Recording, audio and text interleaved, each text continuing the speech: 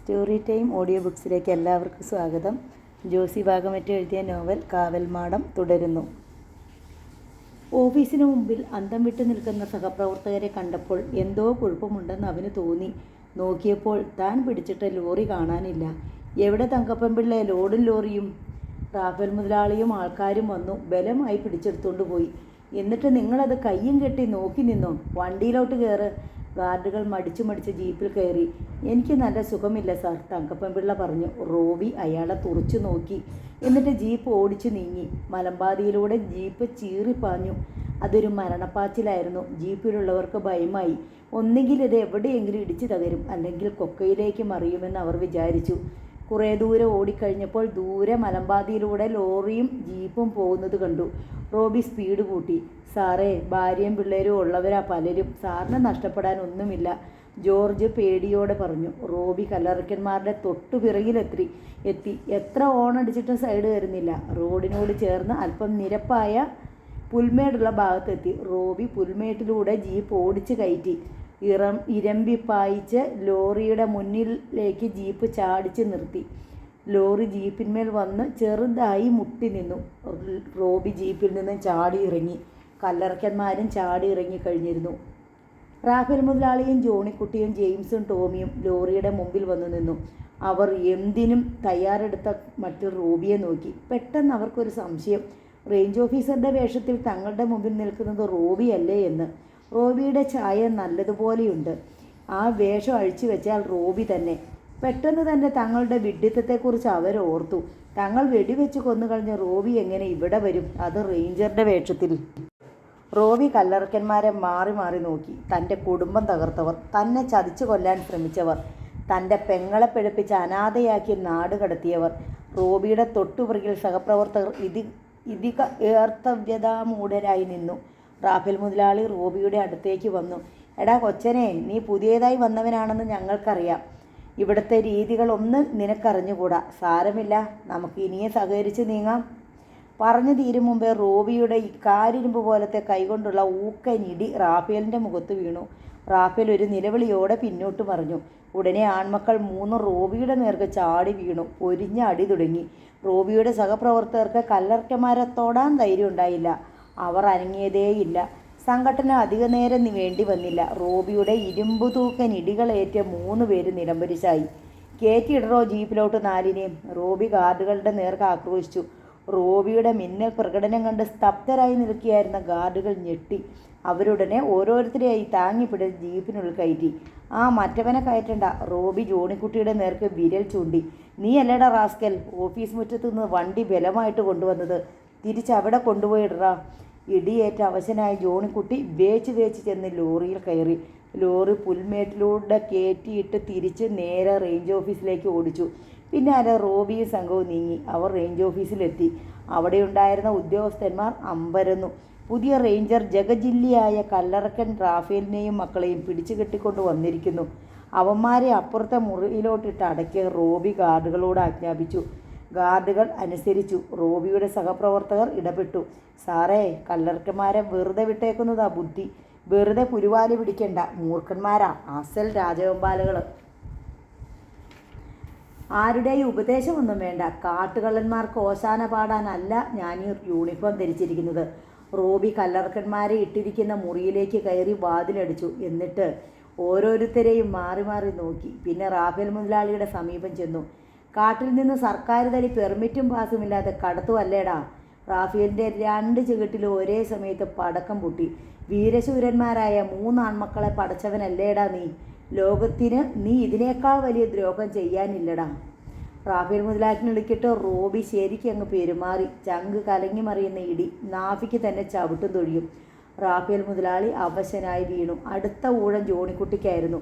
നീ റേഞ്ച് ഓഫീസിൽ നിന്ന് തടി ലോറിൽ കടത്തിക്കൊണ്ട് പോകും അല്ലേടാ റാസ്കൽ? ജോണിക്കുട്ടിക്ക് ശരിക്കും ശ്വാസം വിടാൻ പോലും മേലാതാകോളം കിട്ടി. അടുത്തതായി ജെയിംസിനെയും ടോമിയെയും റോബി മർദ്ദിച്ച് അവശരാക്കി. എല്ലാവരും തളർന്ന് കുഴഞ്ഞ് തറയിൽ വീണ് ഞരങ്ങിക്കൊണ്ടിരുന്നു. എടാ, ഞാൻ ആരാണെന്ന് അറിയാമോടാ നിനക്കൊക്കെ? നിനക്കൊന്നും എന്നെ മനസ്സിലായില്ല അല്ലേടാ? കല്ലറയ്ക്കന്മാർ നിലത്ത് കിടന്നുകൊണ്ട് അയാളെ പകച്ചു നോക്കി. നീയൊക്കെ കൂടി ചതിച്ചു കൊല്ലാൻ ശ്രമിച്ച റോബിയാണടാ ഞാൻ, റോബി. കല്ലർക്കന്മാർ ഞെട്ടി. വിശ്വാസം വരുന്നില്ല അല്ലേടാ? നിങ്ങൾ വനത്തിൽ കൊണ്ടുപോയി വെടിവെച്ച് കൊന്ന റോബിയുടെ അസ്ഥി പോലും ദ്രവിച്ചു പോയെന്നല്ലേ നീയൊക്കെ ധരിച്ചിരിക്കുന്നത്? റോബി മരിച്ചില്ലടാ. നിന്നോടൊക്കെ പ്രതികാരം ചെയ്യാൻ ഞാൻ തിരിച്ചു വന്നിരിക്കുന്നു. കല്ലർക്കന്മാർ നടുങ്ങി നിൽക്കവേ റോബി തൻ്റെ ഉടുപ്പിൻ്റെ ബട്ടൺസുകൾ വലിച്ചു പൊട്ടിച്ചു. നോക്കടാ, അന്ന് നീയൊക്കെ വെടിയുണ്ട തറച്ചു കയറ്റിയ പാടുകൾ.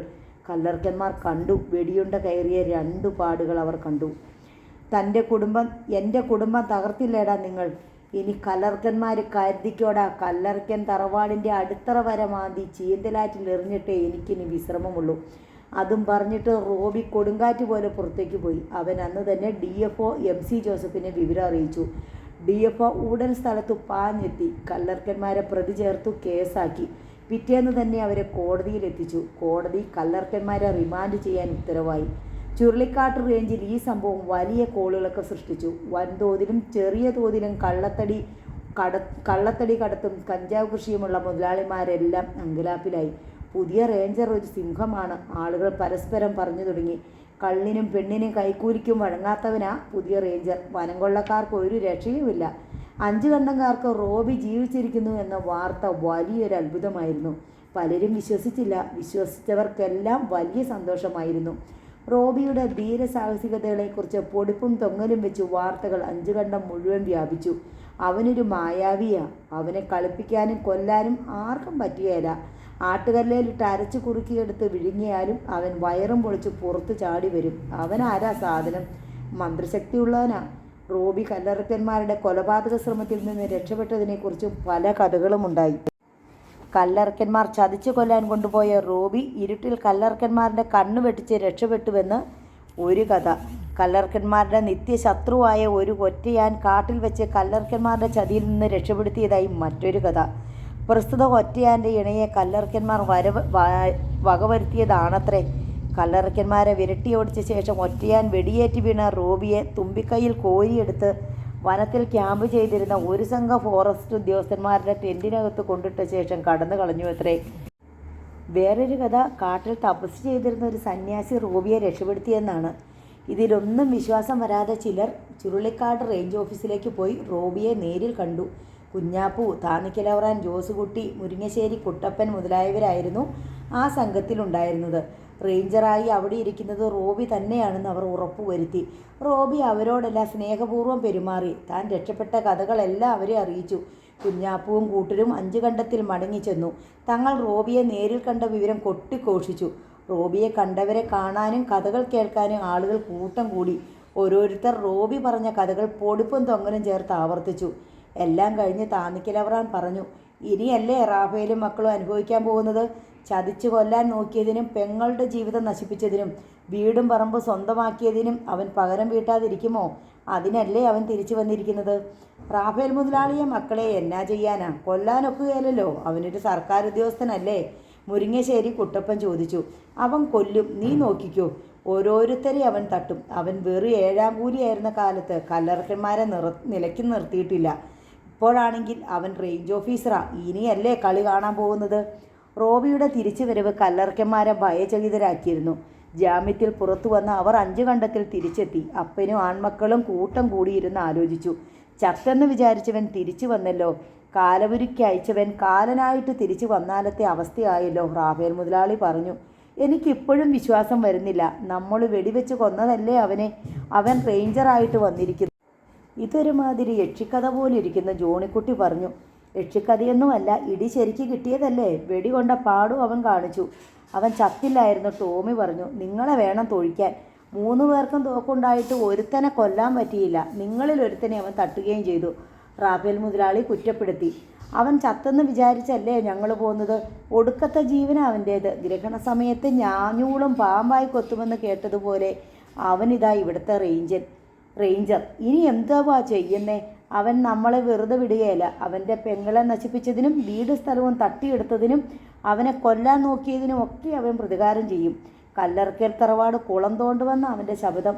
എന്തെങ്കിലും ചെയ്തേ പറ്റൂ. അവൻ ഈ ദേശത്തുള്ളിടത്തോളം കാലം നമുക്കെന്നും ഭീഷണിയായിരിക്കും. ഇപ്പോഴിതാ നമ്മുടെ തടി പിടിച്ചു ലോറിയും പോയി കേസുമായി. അവനെ തട്ടണം, ഇല്ലെങ്കിൽ നമുക്ക് രക്ഷയില്ല. നല്ലതുപോലെ ആലോചിച്ച് വേണം ചെയ്യാൻ. അവനും വിഷം കയറി നിൽക്കുക. ഈ നാട്ടിൽ വേറെ മുതലാളിമാരുണ്ടല്ലോ. അവരോടുകൂടി ആലോചിച്ച് ചെയ്യാം. അവർക്കും കള്ളത്തടിയും കഞ്ചാവും കടത്തേണ്ടതല്ലേ? അവർ ഗൂഢാലോചനയിൽ മുഴുകി. റോബി നല്ല കരുതലോടെയാണ് ഇരുന്നത്. കല്ലറയ്ക്കന്മാർ മറ്റു മുതലാളിമാരുടെ കൂട്ടുപിടിച്ച് തന്നെ തകർക്കാൻ ശ്രമിക്കുമെന്ന് അവനറിയാമായിരുന്നു. തൻ്റെ ജോലിയിൽ വിട്ടുവീഴ്ച കാണിക്കാൻ അവൻ ഒരുങ്ങിയില്ല. ഉപദേശിക്കാൻ വന്നവരെയും പണം തന്നു പ്രലോഭിപ്പിക്കാൻ ശ്രമിച്ചവരെയും അവൻ വിരട്ടിവിട്ടു. റേഞ്ചർ റോബി വനം കൊള്ളക്കാർക്ക് ഒരു ഭീഷണിയായി. കള്ളത്തടി വെട്ട് സ്തംഭിച്ച നിലയിലായി. ഇതിനിടയിൽ റോബി കാട്ടിൽ ചുറ്റി നടന്നും മറ്റു ഓരോ ദിക്കിലുള്ള കഞ്ചാവ് തോട്ടങ്ങളെക്കുറിച്ച് രഹസ്യമായി വിവരം ശേഖരിച്ചു. എന്നിട്ട് എക്സൈസുകാരെ വിവരം അറിയിച്ചു. റോബിയുടെ സഹായത്തോടെ അവർ കഞ്ചാവ് തോട്ടങ്ങൾ കണ്ടുപിടിച്ച് ഓരോന്നും വെട്ടിയും തീയിട്ടും നശിപ്പിച്ചു. പല കൊലക്കൊമ്പന്മാരെയും അറസ്റ്റ് ചെയ്തു. നശിപ്പിക്കപ്പെട്ട കഞ്ചാവ് തോട്ടങ്ങളിൽ ഒരെണ്ണം കല്ലറയ്ക്കന്മാരുടേതായിരുന്നു. 50 ഏക്കർ വിസ്തീർണം വരുന്ന വലിയൊരു തോട്ടമായിരുന്നു അത്. കാടിന് നടുവിൽ ഒരു മലഞ്ചെരുവിലായിരുന്നു തോട്ടം. പാകമായിക്കൊണ്ടിരുന്ന കഞ്ചാവ് ചെടികൾ മുഴുവൻ വെട്ടി തീയിട്ട് കളഞ്ഞു. കല്ലറയ്ക്കന്മാർക്ക് അതൊരു വലിയ ഷോക്കായി. ലക്ഷക്കണക്കിന് രൂപ ചെലവാക്കി കൃഷി ചെയ്ത തോട്ടം ഏതാനും ദിവസങ്ങൾ കൊണ്ട് നശിപ്പിക്കപ്പെട്ടു. കല്ലറയ്ക്കന്മാർക്ക് കോടിക്കണക്കിന് രൂപയുടെ നഷ്ടമാണ് അതുകൊണ്ടുണ്ടായത്. മാത്രമല്ല, കല്ലറയ്ക്കന്മാർ നിയമവിരുദ്ധമായി കൈവശം വെച്ച് അനുഭവിച്ചു പോന്ന ഏലത്തോട്ടം റോബി വനം വകുപ്പിലേക്ക് പിടിച്ചെടുത്തു. സർക്കാരിൽ നിന്ന് 20 വർഷത്തെ കുത്തക പാട്ടത്തിന് കല്ലറയ്ക്കന്മാർ എടുത്ത തോട്ടമായിരുന്നു അത്. കരാർ അനുസരിച്ച് 2 കൊല്ലം മുമ്പ് തന്നെ കുത്തകപ്പാട്ടത്തിൻ്റെ കാലാവധി തീർന്നിരുന്നു. എന്നിട്ടും കല്ലറയ്ക്കന്മാർ തോട്ടം വിട്ടുകൊടുക്കാതെ കൈവശം വെച്ച് അനുഭവിച്ചു പോരുകയായിരുന്നു. ഏലത്തോട്ടം നഷ്ടപ്പെട്ടത് കല്ലറയ്ക്കന്മാർക്ക് കനത്ത അടിയായി. വനത്തിൽ കല്ലറയ്ക്കന്മാർക്കുണ്ടായിരുന്ന സ്റ്റോറും പുരയും എല്ലാം പൊളിച്ചു മാറ്റപ്പെട്ടു. കൂടാതെ സർക്കാർ വക 100 ഏക്കർ വരുന്ന ഭൂമി കയ്യേറി കല്ലറയ്ക്കന്മാർ തേയില കൃഷി ആരംഭിച്ചിരുന്നു. റോബി ആ കയ്യേറ്റവും തടഞ്ഞു. കല്ലറയ്ക്കന്മാരെ ആ ഭൂമിയുടെ അവകാശത്തിൽ നിന്നും അടിച്ചു പുറത്താക്കി. കല്ലറയ്ക്കന്മാർക്കെതിരെ ഒന്നിനു പിറകെ ഒന്നായി കേസുകൾ ഉണ്ടായിക്കൊണ്ടിരുന്നു. തടി കള്ളക്കടത്തിൻ്റെ കേസ്, കഞ്ചാവ് കൃഷിയുടെ കേസ്, കാലാവധി കഴിഞ്ഞും ഏലത്തോട്ട സർക്കാരിന് വിട്ടുകൊടുക്കാതെ നിയമവിരുദ്ധമായി ആദായമെടുത്ത കേസ്, സർക്കാർ വക ഭൂമി കയ്യേറിയതിൻ്റെ കേസ്. അങ്ങനെ കല്ലറയ്ക്കന്മാർക്ക് ഇരിക്കപ്പുറതി ഇല്ലാതായി. ബാങ്ക് ബാലൻസ് മുഴുവൻ അങ്ങനെ കേസിനായി ചിലവാക്കിക്കൊണ്ടിരുന്നു. റോബിയെ തട്ടുകയല്ലാതെ മാർഗമൊന്നുമില്ലെന്ന് കല്ലറയ്ക്കന്മാർക്ക് തീർച്ചയായി. ഇല്ലെങ്കിൽ തറവാട് മുടിയും. ദീർഘമായ ഗൂഢാലോചനകൾക്ക് ശേഷം ടോമിയുടെ ഒരു ഐഡിയ അവർ നടപ്പാക്കാൻ ഉറച്ചു. റേഞ്ചർ റോബിയെ ലോറി ഇടിപ്പിച്ച് കൊല്ലാനായിരുന്നു തീരുമാനം. സംഗതി ആക്സിഡൻ്റ് ആണെന്ന് വരുത്തി തീർക്കാം. സംഭവത്തിന് ശേഷം ലോറിയുടെ ബ്രേക്ക് കണക്ഷൻ വിടിവിച്ചിട്ടാൽ മതി. റോബി ജീപ്പുമായി റോന്തു ചുറ്റാൻ ഇറങ്ങുന്ന ഒരു ദിവസം പരിപാടി നടപ്പാക്കാൻ ഉറച്ചു. ഒരു വെള്ളിയാഴ്ച ദിവസം. അന്ന് റോബി പതിവായി പട്രോളിങ്ങിന് ഇറങ്ങാറുണ്ട്. അന്നും പതിവ് പോലെ റോബി ജീപ്പിൽ 2-3 ഗാർഡുകളെയും കൂട്ടി കറങ്ങാനിറങ്ങി. സീതപ്പാറ കഴിഞ്ഞാൽ മലഞ്ചെരുവിലൂടെയുള്ള ഇടുങ്ങിയ റോഡാണ്. വനത്തിന് നേർക്കാണത് പോകുന്നത്. മുകളിൽ വലിയ മല, താഴെ അഗാധമായ കൊക്ക. റോബി ശ്രദ്ധാപൂർവം ജീപ്പ് ഓടിച്ചു നീങ്ങി. ഒരു വളവ് തിരിഞ്ഞപ്പോൾ കുറേ അകലെ നിന്ന് ഒരു ലോറി വരുന്നത് കണ്ടു. സൈഡ് കൊടുക്കാൻ റോഡിനിടമില്ല. റോബി സ്പീഡ് നന്നേ കുറച്ചു. ലോറി ഇരുമ്പിപ്പാഞ്ഞടുക്കുകയാണ്. ഇവന്മാരെന്താ ഈ കാണിക്കുന്നത്? ഇവിടെ എങ്ങ് സൈഡില്ലെന്ന് അറിഞ്ഞുകൂടെ? റോബി ആരോടൊന്നില്ലാതെ വിളിച്ചു പറഞ്ഞു. ലോറിയുടെ വേഗത കൂടി. ഒരു മതയാനയെ പോലെ ജീപ്പിന് നേർക്കടുത്തു. ലോറിയുടെ ഡ്രൈവിംഗ് സീറ്റിൽ ടോമി ഇരിക്കുന്നത് ഒരു മിന്നായം പോലെ റോബി കണ്ടു. ചതി മനസ്സിലായപ്പോഴേക്ക് ലോറി വന്ന് ഇടിച്ചു കഴിഞ്ഞിരുന്നു. ഒരു ബോംബ് പൊട്ടിത്തെറിക്കുന്നത് പോലെയുള്ള സ്ഫോടന ശബ്ദം. അത് ദിക്കുകളെ നടുക്കി. ലോറി ഇടിക്കുന്നതിന് മുമ്പ് ജീപ്പ് ഗിയർ മാറ്റി റിവേഴ്സിലെടുക്കാൻ റോബിക്ക് സാധിച്ചെങ്കിലും അതുകൊണ്ട് ഉദ്ദേശിച്ച ഗുണമുണ്ടായില്ല. ഇടിയേറ്റ് ജീപ്പിൻ്റെ ബോണറ്റ് തകർന്നുപോയി. ചില്ലുകൾ നാനാഭാഗത്തേക്കും ചിതറിത്തെറിച്ചു. ടാർപോളിൻ വലിച്ചു കീറിയതുപോലെ പലതായി ചീന്തി കീറി. 2 ഗാർഡുകൾ റോഡിൽ തെറിച്ചു വീണു. റോബി ഡാഷ്ബോർഡിനും സ്റ്റിയറിംഗ് വീലിനും ഇടയ്ക്ക് ഞെരുങ്ങുകയായിരുന്നു. താഴെ ചളുങ്ങിയ തകരത്തിനിടയിൽ കുടുങ്ങിപ്പോയ കാൽ വലിച്ചെടുക്കാൻ അവന് കഴിഞ്ഞില്ല. സ്റ്റിയറിംഗ് വീൽ വളഞ്ഞു പിരിഞ്ഞ് നെഞ്ചോട് ചേർന്നിരിക്കുകയാണ്. കാലിനും കൈക്കും പരിക്കുണ്ട്. ചോരയുടെ ഗന്ധം പടർന്നു കയറുന്നു. ഇടിച്ച ശേഷം ലോറി ജീപ്പിനെ പുറകോട്ട് തള്ളിക്കൊണ്ടുപോയി. അതേ രീതിയിൽ കട്ടിങ്ങിൽ കൊണ്ടുവന്ന് വെച്ച് ഒന്നും കൂടി ഇടിച്ച് ഞെരിക്കുകയോ കൊക്കയിലേക്ക് തള്ളുകയാണ് ലക്ഷ്യം. റോഡിൽ തെറിച്ചു വീണ ഗാർഡുകളിൽ ഒരാളുടെ മീതെ കൂടി ലോറി കയറി ഇറങ്ങി. വലിയൊരലർച്ച ഉയർന്നു. പെട്ടെന്ന് തന്നെ നിലയ്ക്കുകയും ചെയ്തു. റോബി ജീപ്പിൽ അപ്പോഴും സുരക്ഷിതനായിരിക്കുന്നത് ടോമി കണ്ടു. അവൻ വർദ്ധിച്ച കോപത്തോടെ ലോറി മുന്നോട്ടിരമ്പിച്ച് ജീപ്പിനെ തള്ളിക്കൊണ്ടുപോയി. ലോറി ഗാർഡിന് മീതെ കയറി ഇറങ്ങുന്നത് കണ്ടെങ്കിലും അവനത് വകവെച്ചില്ല. Lorry jeep തള്ളിക്കൊണ്ടുപോയി കൊക്കയുടെ വക്കത്തെത്തിച്ചു. ഇതിനകം റോബിക്ക് തൻ്റെ കാലുകളെ സ്വതന്ത്രമാക്കാൻ കഴിഞ്ഞു. അവൻ ബ്രേക്കിൽ ചവിട്ടി പിടിച്ചുകൊണ്ട് ജീപ്പിലുള്ള ഗാർഡുകളോട് പുറത്ത് ചാടിക്കൊള്ളാൻ പറഞ്ഞു. അവർ പുറത്ത് ചാടി. ടോമി ലോറി കൊണ്ട് എത്ര മുന്നോട്ട് തള്ളിയിട്ടും ജീപ്പ് അനങ്ങുന്നില്ല. കലിപൂണ്ട അവൻ ലോറി പിന്നോട്ടെടുത്ത ശേഷം ഇരമ്പി പായിച്ചുകൊണ്ട് ജീപ്പിന് നേർക്ക് വന്നു. ലോറി ജീപ്പിലിടിക്കുന്നതിന് 1 സെക്കൻഡ് മുമ്പേ റോബി പുറത്തേക്ക് ചാടി. ഇടിയുടെ ശക്തിയിൽ ജീപ്പ് കൊക്കയിലേക്ക് തെറിച്ചു. അത് മലയടിവാരത്തിലേക്ക് ഉരുണ്ടുപോയി. ലോറി കൊണ്ടാഞ്ഞിടിച്ച ടോമിക്ക് കൃത്യസമയത്ത് ബ്രേക്ക് ചവിട്ടാൻ കഴിഞ്ഞില്ല. 1 നിമിഷം വൈകിപ്പോയി. മുന്നോട്ടാഞ്ഞ ലോറിയുടെ മുൻചക്രങ്ങൾ കൊക്കയുടെ വക്കിനപ്പുറത്തേക്ക് ഉരുണ്ടിറങ്ങി. പെട്ടെന്ന് ബ്രേക്കുകൾ അലറി. പക്ഷേ വണ്ടിയുടെ പകുതിയോളം ഭാഗം കൊക്കയിലേക്ക് ചെരിഞ്ഞു നിന്നു. ടോമി പെട്ടെന്ന് ലോറി റിവേഴ്സ് എടുക്കാൻ ശ്രമിച്ചു. പക്ഷേ ലോറി മുന്നോട്ട് നിരങ്ങി. പിൻചക്രങ്ങൾ തറയിൽ നിന്ന് ഉയരുകയായിരുന്നു. മറിയണോ വേണ്ടയോ എന്ന് സംശയിച്ചിട്ടെന്ന പോലെ ലോറി അങ്ങോട്ടും ഇങ്ങോട്ടും ഒന്നാടിയ ശേഷം കൊക്കയിലേക്ക് മറിഞ്ഞു. പാറക്കെട്ടുകളിൽ തട്ടിയുടഞ്ഞ് അനേകം കഷ്ണങ്ങളായി ചിതറി അത് മലയടിവാരത്തിലേക്ക് പോയിക്കൊണ്ടിരുന്നു. റോബി റോഡ് വക്കിൽ നിന്ന് നോക്കി. അവൻ്റെ കാലുകൾ ചോര കൊണ്ട് നനഞ്ഞു കുതിർന്നിരുന്നു. ഉച്ച കഴിഞ്ഞപ്പോൾ പോലീസും ഫയർഫോഴ്സും എത്തി. പോലീസ് സംഭവസ്ഥലം പരിശോധിച്ച് അവരുടെ നടപടികൾ ആരംഭിച്ചു. റോബിയും രക്ഷപ്പെട്ട ഗാർഡുകളും സംഭവങ്ങളെല്ലാം വിശദീകരിച്ചു കൊടുത്തു. പോലീസ് നടപടികൾക്ക് ശേഷം ഗാർഡിൻ്റെ ചതഞ്ഞെരിഞ്ഞ മൃതദേഹം പോസ്റ്റ്മോർട്ടത്തിനായി നീക്കം ചെയ്തു. സംഭവ സ്ഥലത്ത് വമ്പിച്ച ആൾക്കൂട്ടം. വിവരമറിഞ്ഞ അയൽഗ്രാമങ്ങളിലെ അയൽക്കാരും എത്തിയിട്ടുണ്ട്. ഫയർഫോഴ്സും പോലീസും മലയടിവാരത്തിലേക്ക് നീങ്ങി. കൊക്കയുടെ അഗാധതയിൽ ലോറി കിടക്കുന്നത് കാണാമായിരുന്നു. അവർ കഠിനമായി ശ്രമിച്ച മലയടിവാരത്തിലെത്തി. ലോറിയുടെ ക്യാബിനിൽ ടോമിയുടെ മൃതദേഹം കുടുങ്ങിക്കിടന്നിരുന്നു. ക്യാബിൻ ഞെരിഞ്ഞമർന്ന ഒരു ഇരുമ്പ് കൂടാരമായി തീർന്നിരുന്നു. അതിൽ ഇരുമ്പും മാംസവും വേർതിരിച്ചറിയാൻ വയ്യാത്ത വിധം ടോമിയുടെ ശരീരം ചതഞ്ഞരഞ്ഞു ചേർന്നിരുന്നു.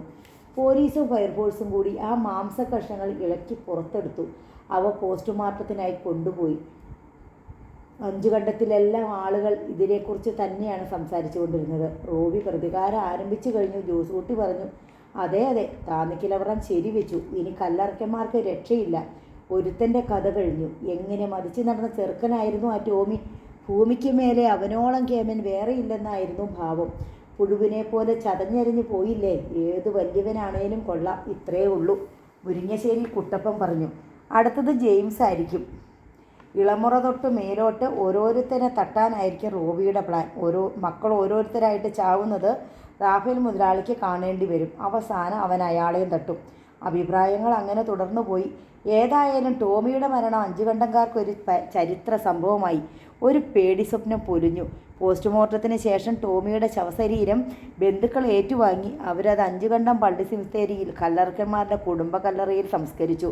ശവസംസ്കാര ചടങ്ങ് വലിയ ആഘോഷമായി തന്നെ നടത്തി.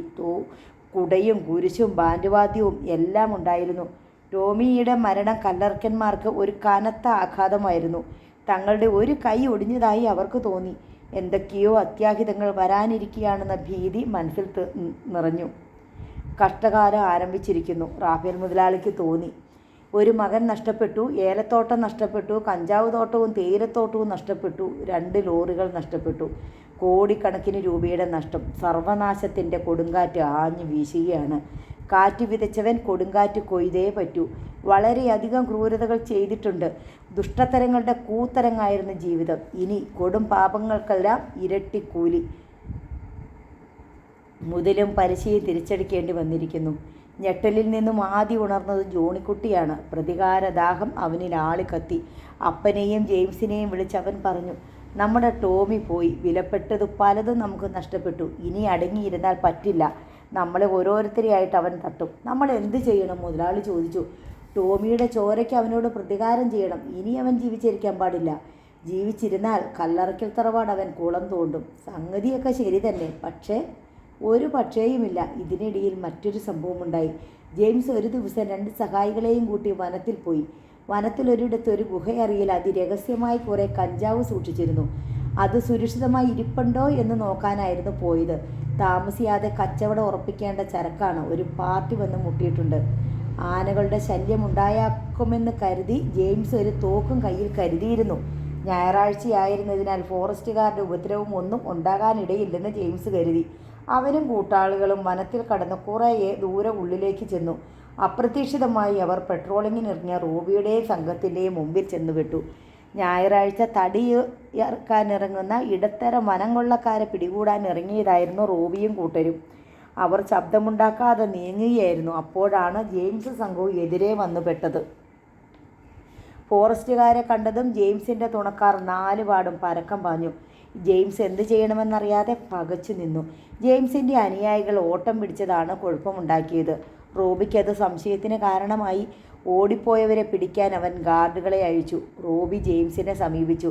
എന്താടാ നിനക്ക് വനത്തിൽ കാര്യം? ജെയിംസ് ഒന്നും മിണ്ടിയില്ല. എടാ, ഇത് സർക്കാർ വനമാ, നിന്റെ തന്തയുടെ വകയല്ല. ഇതിനുള്ളിൽ വേട്ടയാടൽ നിരോധിച്ചിരിക്കുകയാണ്. ഞാൻ വേട്ടയാടാൻ വന്നതല്ല, ജെയിംസ് കൂസലില്ലാതെ പറഞ്ഞു. പിന്നെ എന്തിനാടാ ഈ തോക്ക്? അതിൻ്റെ ആത്മരക്ഷയ്ക്ക്. ലൈസൻസ് ഉണ്ടോടാ തോക്ക് കൊണ്ട് കിടക്കാൻ? ജെയിംസ് പതറി. ഉണ്ട്. എടുക്കടാ ലൈസൻസ്. ജെയിംസ് ഉഷ്ണിച്ചു. വാസ്തവത്തിൽ ലൈസൻസ് ഇല്ലാത്ത തോക്കാണത്. സത്യം പറയടാ, എവിടേക്കായിരുന്നു നീ? നേര് പറഞ്ഞില്ലെങ്കിൽ നിന്നെ ഞാൻ വെറുതെ വിടില്ല. ജെയിംസ് മൗനം പാലിച്ചു. അപ്പോഴേക്കും ചില ഗാർഡുകൾ ചേർന്ന് ഓടിപ്പോയവരിൽ ഒരാളെ പിടിച്ച് കെട്ടിക്കൊണ്ടുവന്നു. ഗാർഡുകളിൽ ഒരാൾ പറഞ്ഞു, സാറേ, ഇവന്മാർ ഒളിച്ചു വെച്ചിരുന്ന കഞ്ചാവ് നോക്കാൻ ഇറങ്ങിയതാ. ഇവൻ പറഞ്ഞു. റോബിയുടെ നെറ്റി ചുളിഞ്ഞു. അവൻ ജെയിംസിൻ്റെ മുഖമടച്ച് ഒരു അടി പാസാക്കി. നാഭി നോക്കി ഒരു തൊഴിയും കൊടുത്തു. ജെയിംസ് വീണുപോയി. അവൻ്റെ കോളറിൽ പിടിച്ചു പൊക്കിക്കൊണ്ട് റോബി അമറി. പറയട നായേ, എവിടെയാണ് കഞ്ചാവ് ഒളിച്ചു വെച്ചിരിക്കുന്നത്? സത്യം പറഞ്ഞില്ലെങ്കിൽ ടോമിയുടെ അനുഭവം തന്നെ നിനക്കും. ജെയിംസ് വിറച്ചുപോയി. റോബി തന്നെ കൊന്നു കളഞ്ഞേക്കുമെന്ന് അവൻ കരുതി. ജീവൻ രക്ഷിക്കാൻ വേണ്ടി അവൻ സത്യമെല്ലാം തുറന്നു പറഞ്ഞു. റോബിയെയും സംഘത്തെയും കഞ്ചാവ് ഒളിച്ചു വെച്ചിരിക്കുന്ന സ്ഥലം കാട്ടിക്കൊടുക്കുകയും ചെയ്തു. റോബി ജെയിംസിനെ ബന്ധിച്ച് റേഞ്ച് ഓഫീസിലേക്ക് കൊണ്ടുപോയി. ഇന്ന് രാത്രി ഇവിടെ കിടക്കടാ, നാളെ നിന്നെ ഞാൻ പോലീസിന് കൈമാറിക്കൊള്ളാം, റോബി പറഞ്ഞു. ജെയിംസിനെ റോബി പിടിച്ചുകൊണ്ടുപോയ വിവരം റാഫേൽ മുതലാളിയും ജോണിക്കുട്ടിയും അറിഞ്ഞു. ഫോറസ്റ്റുകാരെ വെട്ടിച്ച് ഓടിപ്പോന്നവനാണ് വിവരം പറഞ്ഞത്. റാഫേൽ മുതലാളിയും ജോണിക്കുട്ടിയും ഞെട്ടി. ജെയിംസിൻ്റെ കാര്യം പോക്കായല്ലോടാ, മുതലാളി വിലപിച്ചു. ആ റോബി ഇന്ന് രാത്രി ജെയിംസിനെ തട്ടും. അതിനു വേണ്ടിയിട്ട് അവൻ കൊണ്ടുപോയേക്കുന്നേ. നമുക്ക് അവനെ എങ്ങനെയെങ്കിലും രക്ഷിക്കണം. എങ്ങനെ രക്ഷിക്കാനാ? അങ്ങോട്ട് ആക്രമിച്ച് ജെയിംസിനെ പിടിച്ചോണ്ട് വരണം. റേഞ്ച് ഓഫീസ് ആക്രമിക്കാനോ? അത് അപകടമല്ലേടാ? ഒരപകടവുമില്ല. അല്ലെങ്കിൽ ജെയിംസിൻ്റെ ജീവൻ അപകടത്തിലാവും. ജെയിംസിനെ തട്ടിയിട്ട് അവർ കസ്റ്റഡിയിൽ എടുത്തില്ലെന്ന് പറഞ്ഞാൽ നമ്മൾ എന്ത് ചെയ്യും? അതുകൊണ്ട് അവനെ തട്ടിയിട്ട് ജെയിംസിനെ മോചിപ്പിക്കണം. ഇന്ന് ഞായറാഴ്ച ആയതുകൊണ്ട് റേഞ്ച് ഓഫീസിലും ക്വാർട്ടേഴ്സിലും അധികം ആരും കാണുകയില്ല. കൂടി വന്നാൽ റോബിയുടെ കൂടെ 2-3 ഗാർഡ് കണ്ടേക്കും. എന്താണെന്ന് വെച്ചാൽ ചെയ്യ്, റാഫേൽ മുതലാളി പറഞ്ഞു. ജോണിക്കുട്ടി തൻ്റെ 10-12 സിൽപ്പന്തികളെ വിളിച്ചു കൂട്ടി. 2 റൈഫിളും 4-5 നാടൻ തോക്കുകളും കരുതി. രാത്രിയായപ്പോൾ റാഫേൽ മുതലാളിയും ജോണിക്കുട്ടിയും സംഘവും ജീപ്പിൽ ചുരുളിക്കാട് റേഞ്ച് ഓഫീസിലേക്ക് തിരിച്ചു. മലകളിൽ കോടക്കാറ്റാഞ്ഞു വീശി. രാത്രി ഇരുണ്ട് കറുത്തു. പുൽമേടുകളിൽ കാട്ടുതീ പടർന്നു. ജെയിംസിനെ പിടിച്ചുകൊണ്ട് പോകുന്നതറിഞ്ഞിട്ട് കല്ലർക്കന്മാർ വെറുതെ ഇരിക്കില്ലെന്ന് റോബിക്ക് അറിയാമായിരുന്നു. അതിനാൽ അവൻ കരുതലോടെയാണ് ഇരുന്നത്. ക്വാർട്ടേഴ്സ് അത്ര സുരക്ഷിതമല്ലെന്ന് തോന്നിയതിനാൽ അവൻ ഓഫീസിനുള്ളിലാണ് കിടന്നത്. ജെയിംസിനെ ഗാർഡുകളുടെ ക്വാർട്ടേഴ്സിൽ അടച്ചു. 3 ഗാർഡുകളെ അവന് കാവലിൽ നിർത്തി. എന്നിട്ട് എന്താണ് സംഭവിക്കുന്നതെന്നറിയാൻ ഓഫീസിനുള്ളിൽ കാത്തിരുന്നു. റോബിയും 3 ഗാർഡുകളുമേ അവിടെ ഉണ്ടായിരുന്നുള്ളൂ. അടുത്തെങ്ങും വീടുകളില്ല. അർദ്ധരാത്രി കഴിഞ്ഞു. കാറ്റിൻ്റെ മൂളക്കം കേട്ടുകൊണ്ട് റോബി ഒന്നും മയങ്ങി. വലിയ അലർച്ചയും അട്ടഹാസവും കേട്ടവൻ ഞെട്ടിയുണർന്നു. നാനാവശത്തു നിന്നും ഓഫീസിനും ക്വാർട്ടേഴ്സിനും നേർക്ക് കല്ലേറ്, ഇടയ്ക്കിടെ വെടിവയ്പ്. കുറ്റാക്കൂരിട്ടതിനാൽ ഒന്നും കാണാൻ വയ്യ. സംഘടിതമായ ഒരാക്രമണമാണെന്ന് മനസ്സിലായി. ഏറുകൊണ്ടും വെടിയുണ്ട ഏറ്റും ക്വാർട്ടേഴ്സിൻ്റെ കണ്ണാടി ചില്ലുകൾ പൊട്ടിച്ചിതറി. ആസ്പെറ്റർ ഷീറ്റുകൾ തകർന്നു. ഏതൊക്കെ ഭാഗത്തു നിന്നാണ് ആക്രമണമെന്നറിയില്ല. അവിടെ വേഗതയിൽ നിഴലുകൾ ചലിക്കുന്നത് കാണാം. റോബി എന്ത് ചെയ്യണമെന്നറിയാതെ വിഷമിച്ചു. മിന്നൽ ആക്രമണമാണ്. അക്രമികൾ എത്ര പേരുണ്ടെന്ന് അറിയില്ല. അവരുടെ നടുവിലേക്ക് എടുത്തു ചാടുന്നത് ആത്മഹത്യക്ക് തുല്യമാണ്. പിന്നെ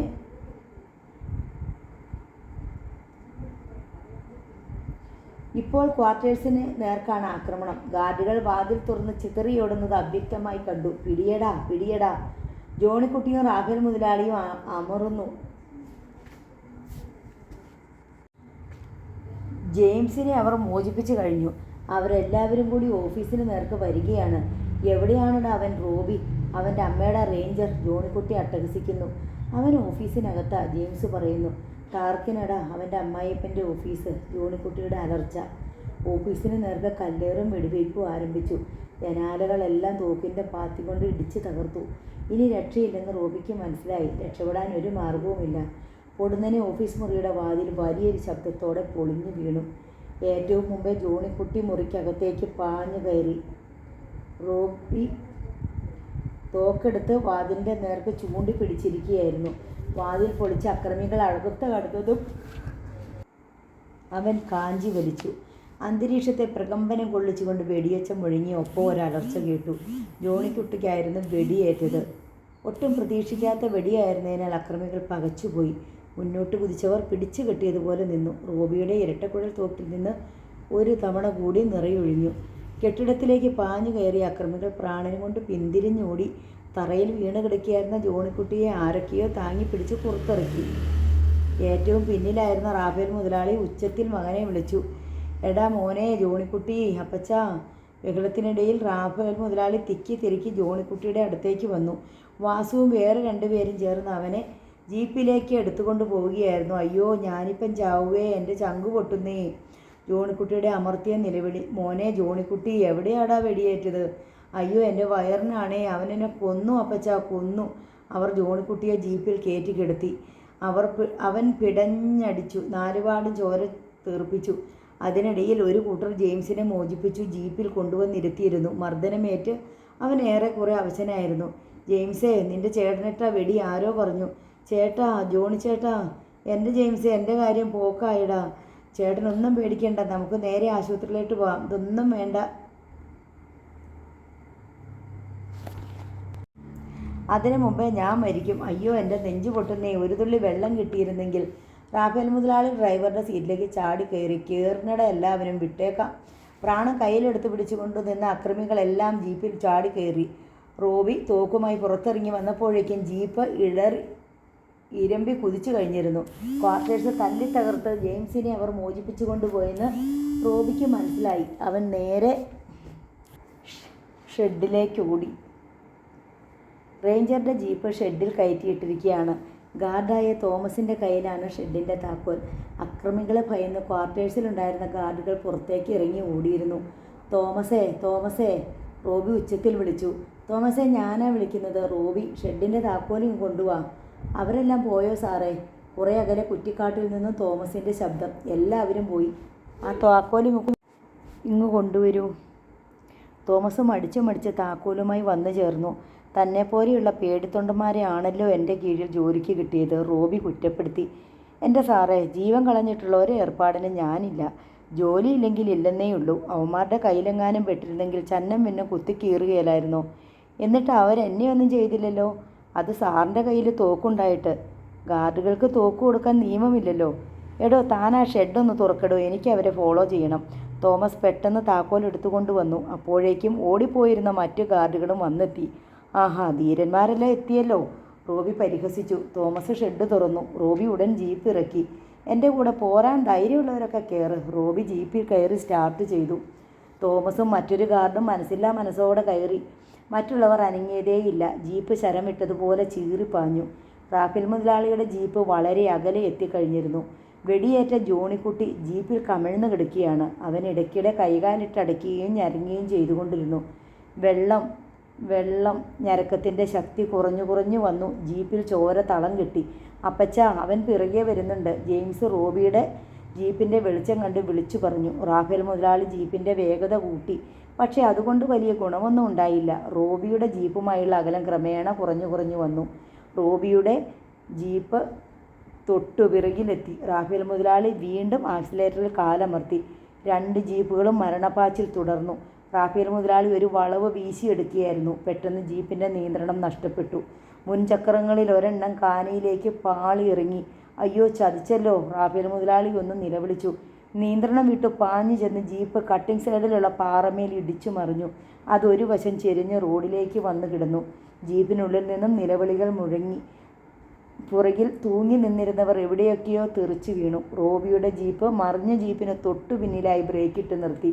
റോബിയും ഗാർഡുകളും ജീപ്പിൽ നിന്നിറങ്ങി. ജീപ്പ് ഇടിച്ചു മറിഞ്ഞ ശബ്ദവും ഉച്ചത്തിലുള്ള നിലവിളിയും കേട്ട് പരിസരത്തെ വീടുകളിൽ ഉണ്ടായിരുന്നവർ ഉണർന്നു.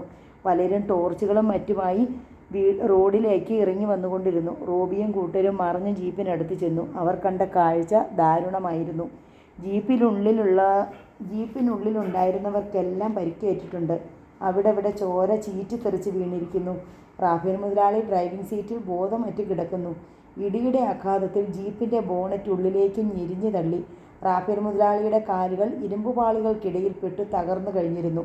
2 കാലുകളും ഇരുമ്പും മാംസവും അസ്ഥിയും വേർതിരിച്ചറിയാനാവാത്തവണ്ണം ചതഞ്ഞു നുറുങ്ങിപ്പോയി. സ്റ്റിയറിംഗ് വീൽ വളഞ്ഞു കോടി അയാളുടെ നെഞ്ചിൽ അമർന്നിരിക്കുകയായിരുന്നു. റോബിയും സംഘവും ഓടിക്കൂടിയ നാട്ടുകാരും ചേർന്ന് ജീപ്പിനുള്ളിൽ കുടുങ്ങിക്കിടന്നവരെ പുറത്തെടുക്കാനുള്ള ശ്രമം ആരംഭിച്ചു. ജെയിംസിന് പലയിടത്തും മുറിവേറ്റു. ചോര വാർന്നൊലിക്കുന്നുണ്ട്. അയാൾക്ക് ഒടിവൊന്നുമില്ല. മുറിവും ചതവും മാത്രമേയുള്ളൂ. ചിലരുടെ കൈകാലുകൾക്ക് ഒടിവ് പറ്റിയിട്ടുണ്ട്. പരിസരത്തുള്ള വീടുകളിൽ നിന്ന് കോടാലിയും മഴവും മറ്റും കൊണ്ടുവന്ന് ഇരുമ്പുപാളികൾ വെട്ടിപ്പൊളിച്ചാണ് റാഫേൽ മുതലാളിയെ പുറത്തെടുത്തത്. ഏറ്റവും ഒടുവിൽ ജോണിക്കുട്ടിയുടെ ശരീരവും പുറത്തേക്കെടുത്തു. ജോണിക്കുട്ടിക്ക് ചലനമൊന്നും ഉണ്ടായിരുന്നില്ല. അവൻ മരിച്ചു കഴിഞ്ഞിരുന്നു. ജെയിംസ് ഒരു നിലവിളിയോടെ ജോണിക്കുട്ടിയുടെ ശരീരത്തിലേക്ക് വീണു. എൻ്റെ ചേട്ടാ, ഞങ്ങളെ ഉപേക്ഷിച്ചു പോയല്ലോ ചേട്ടാ, ഞങ്ങൾക്കിനി ആരുണ്ട്? നാട്ടുകാർ അയാളെ പിടിച്ചു മാറ്റി. എൻ്റെ അപ്പച്ച, എന്നെ രക്ഷിക്കാൻ വന്നതുകൊണ്ടാണല്ലോ ഇങ്ങനെയെല്ലാം സംഭവിച്ചത്. എനിക്കാരുമില്ലാതായല്ലോ. അവൻ ദുഃഖം സഹിക്കാനാവാതെ പൊട്ടിക്കരഞ്ഞു. നാട്ടുകാർ പരിക്കേറ്റവരെ എല്ലാം റോബിയുടെ ജീപ്പിൽ കയറ്റി. റോബിയും കൂട്ടരും അവരോട് സഹകരിച്ചു. ജീപ്പ് ഹോസ്പിറ്റലിനെ ലക്ഷ്യമാക്കി ചീറിപ്പാഞ്ഞു. പരിക്കേറ്റവരെല്ലാം ആശുപത്രിയിൽ പ്രവേശിക്കപ്പെട്ടു. ചിലർക്ക് നിസ്സാരമായ പരിക്കുകളേയുള്ളൂ. റാഫേൽ മുതലാളിയെ മെഡിക്കൽ കോളേജ് ആശുപത്രിയിലേക്ക് കൊണ്ടുപോയി. അവിടെ ചെന്നിട്ടും വലിയ ഗുണമൊന്നും ഉണ്ടായില്ല. 2 കാലും മുറിച്ചു കളയാതെ രക്ഷയില്ലെന്ന് ഡോക്ടർമാർ വിധി എഴുതി. വിദഗ്ധ ഡോക്ടർമാർ ഒരു ശ്രമം നടത്താതിരുന്നില്ല. ഒടിഞ്ഞു നുറുങ്ങിപ്പോയ അസ്ഥികളും മാംസകഷ്ണങ്ങളും ഞരമ്പുകളും ഏച്ചു വെച്ച് തുന്നിക്കെട്ടി അവർ കാലുകൾ പൂർവ്വസ്ഥിതിയിലാക്കാൻ ശ്രമിച്ചു. ഗവൺമെൻറ് ആശുപത്രിയിൽ പ്രവേശിക്കപ്പെട്ടിരുന്ന ജെയിംസിനെയും ഗുണ്ടകളെയും പോലീസിന് കൈമാറി.